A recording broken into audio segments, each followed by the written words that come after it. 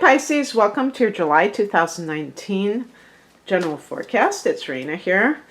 I'm recording this on July 1st, so I feel like I'm kind of behind the 8 ball here.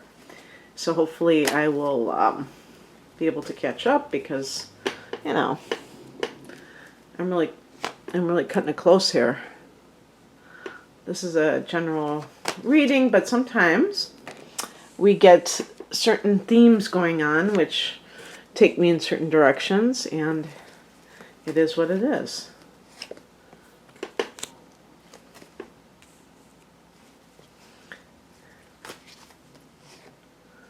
Okay.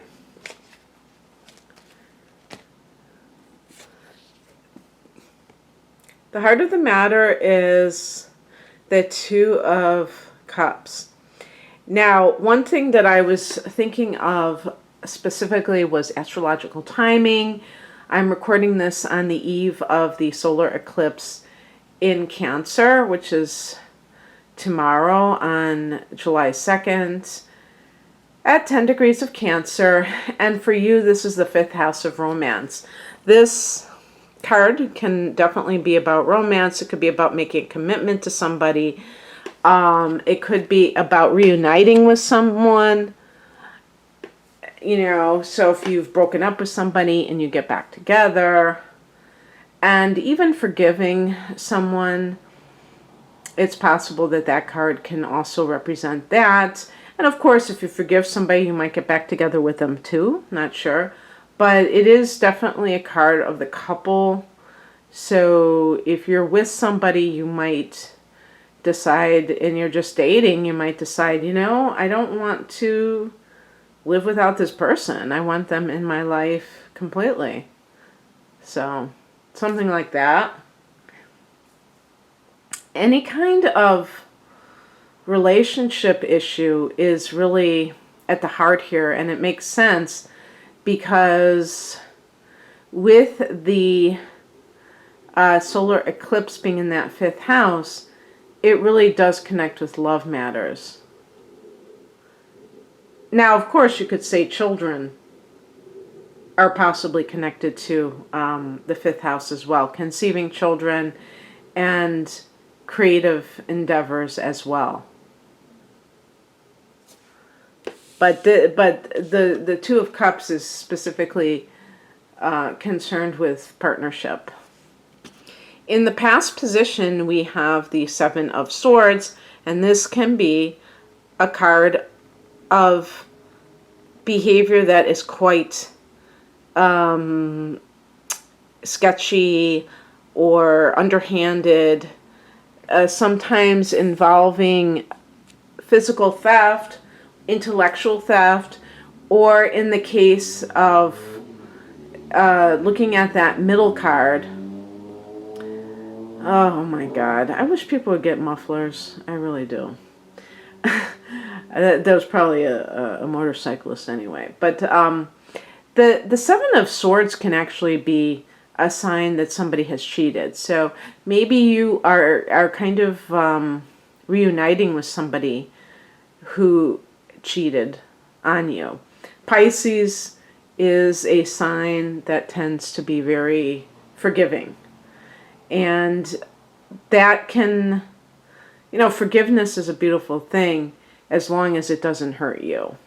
So being able to see the humanness in others, that people make mistakes, is one thing. But if there's no evidence that somebody has really changed, then it could be quite foolish to accept them back into your life. So it's just kind of like reminding you that even if you care for somebody and they cheat on you, that should be kind of a chance to step back and say, whoa, you know, what does this person think of me if they could do that to me?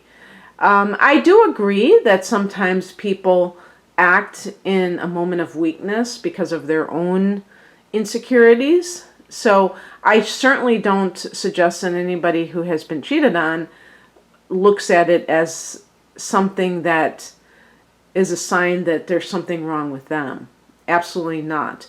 However, I would never go the opposite direction and say, oh, well, it's no big deal, because it does matter. It does, there's no evidence that things are going to, go differently simply because somebody apologizes. There has to be an exploration of why it happened and how it's not going to happen again. And I realize, Pisces, that at this point you might be saying, I don't have a relationship, this doesn't apply to me. That's okay. This is going to only apply to certain people, but this seems very specific based upon these cards. I wish I could make it more universal, but sometimes I get these very specific readings.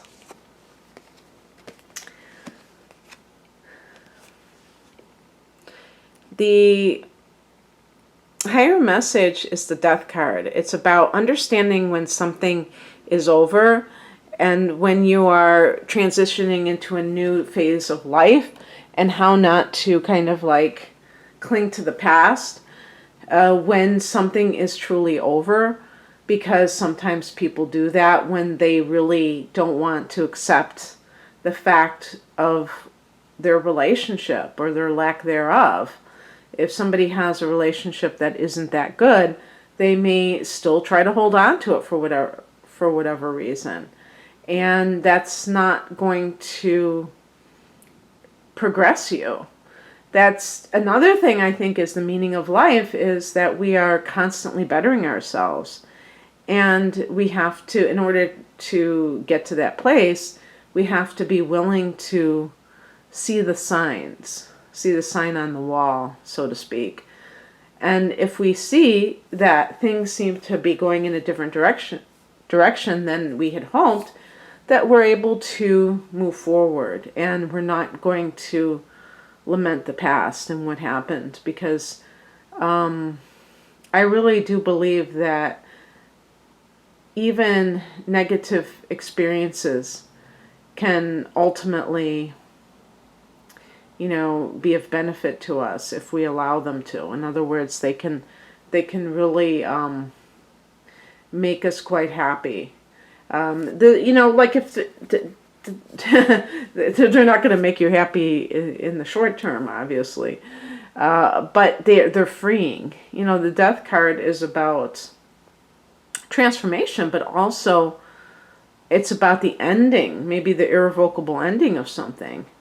And that can be very freeing if you can get through the initial phase that is quite difficult, that involves maybe having to mourn something that you've lost, have to face the truth about a situation that is very sad to you.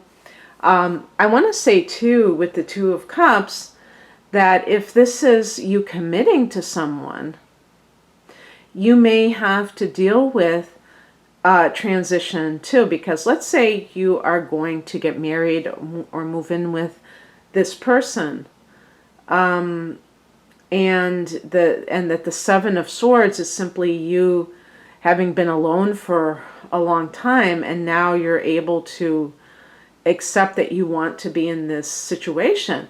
The Death card could be, you're going to have to let go of that life of the hermit, which the 12th house, the house that Pisces rules, is the house of the hermit, is the house of the monk, in contemplation.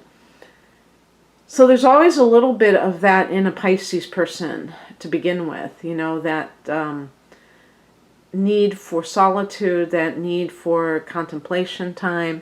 And when you join forces with somebody else, there's always that question, will I have enough time for this? Will I be able to have that alone time still? And it's something to navigate. Well, cross is used, the Emperor card. This is a card if you have been coming out of a negative relationship, and maybe this is you trying to forgive somebody even though the relationship is actually over. It's because this person is a control freak, a narcissist, And they don't want you to be independent. They want you to always be in their clutches, so to speak. So once you try to kind of break away from them, they come back eventually. And this may be what happened. They may have left you, and then now that you're trying to heal, they're coming back into your life to wreak havoc all over again. So just be careful. This person could literally be an Aries person, since this card connects to Aries. I connect it to Capricorn, so also look for that type of an individual. The other thing about the Emperor in reverse, which is how I'm reading this card, is that this could be a facet of you that you have lost control of the situation. And again, when I always kind of like roll my eyes at the word trigger, because, you know, it's been overused, and so now people use it in a mocking kind of a way, you know, if somebody gets triggered. But, you know, the unfortunate thing about it is that the word originated because there was some truth to it, that people can become triggered when they are unhealed about something, and somebody is in their life who kind of brings that out in them. So, in other words, somebody cannot trigger you if you are healed from something. But if you're not healed, another person can certainly be a catalyst for you to kind of go back into that state.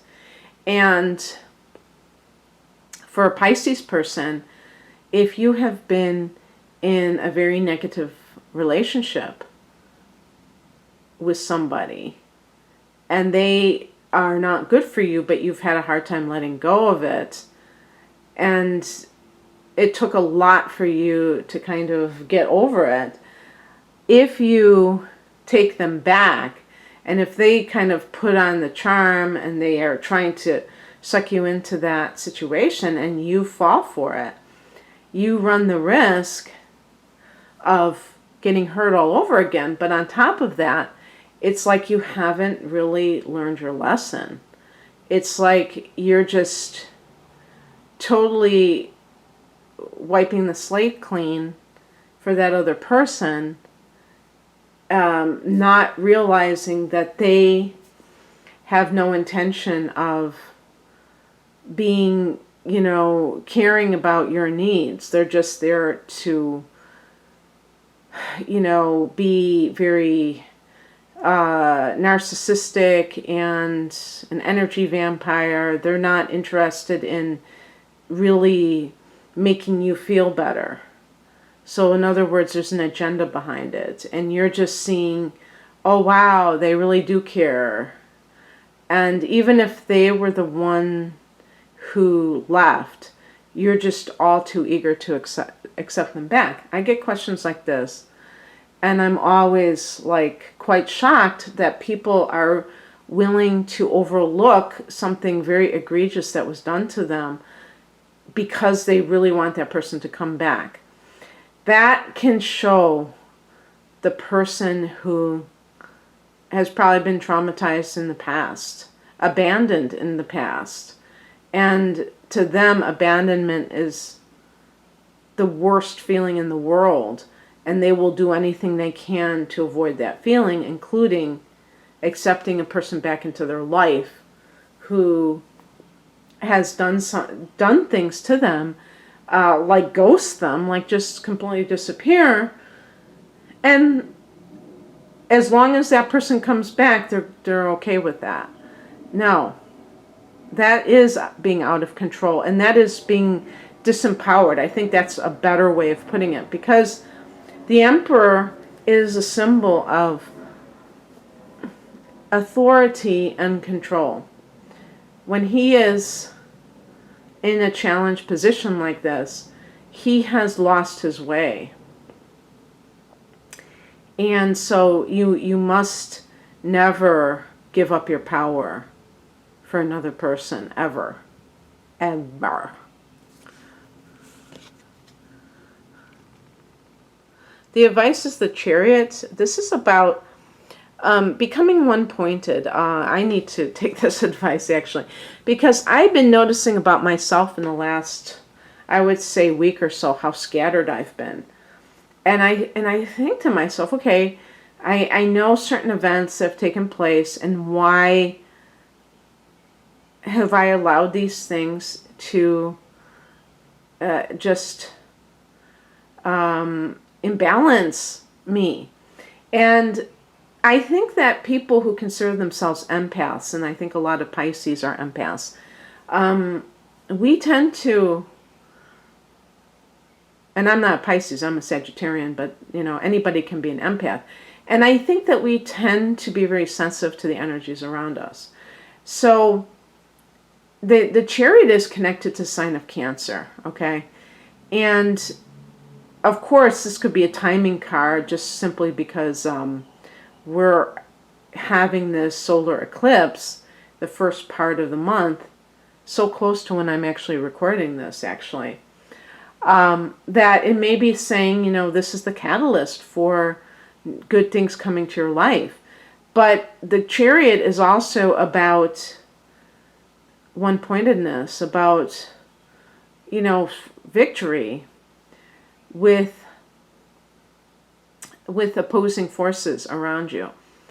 And God, I wish I could remember where I was reading about this.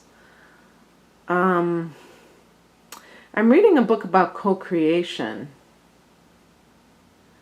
I don't know if it was that book. I was reading something where it was talking about how, sometimes people, they experience some kind of emotional turmoil, and they drop whatever they're doing in order to tend to that situation, or they just start ruminating on it, and then they completely lose their way. I can't remember which book it was. I'm reading a book about alchemy, and I'm reading a book about co-creation. I have like the coolest books, naturally. So that really does apply. It's like I've noticed this myself, of people who I consider self-actualized, people who are very naturally successful. They tend to tune out the voices and the noises around them. And that means that no matter what, maintaining that one-pointedness, that focus, that laser focus on what you want, and not allowing other people to pull you in different directions.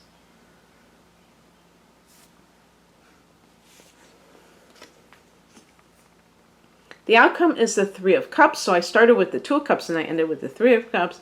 This is a card of celebration. Sometimes it could be celebrating. Maybe you're, like I said, maybe you are getting engaged to somebody, or you've set a wedding date and you're going to get together with your friends and celebrate this engagement.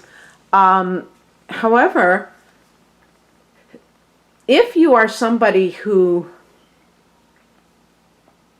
has been thinking about getting back, reuniting with an old flame, an ex, think again. And maybe you are going to think twice about it, and you're actually going to take refuge in your friends. That would be the best thing, because obviously all situations are different, but what is, usually the case is you need to figure out why you broke up or remember, not figure out, why did you break up in the first place? There was a reason, and that reason isn't going anywhere. Now, we could say, maybe you broke up with somebody because they had a drinking problem. And now they have gotten sober, and you can see the changes in them, and you know that they're not lying about getting sober because, you just have like independent verification, or you can just see that this person has turned over a new leaf and made a lot of positive changes in their life. Well, in that case, it's possible that people change, and maybe the Death card in that instance has to do with believing that people can transform their life.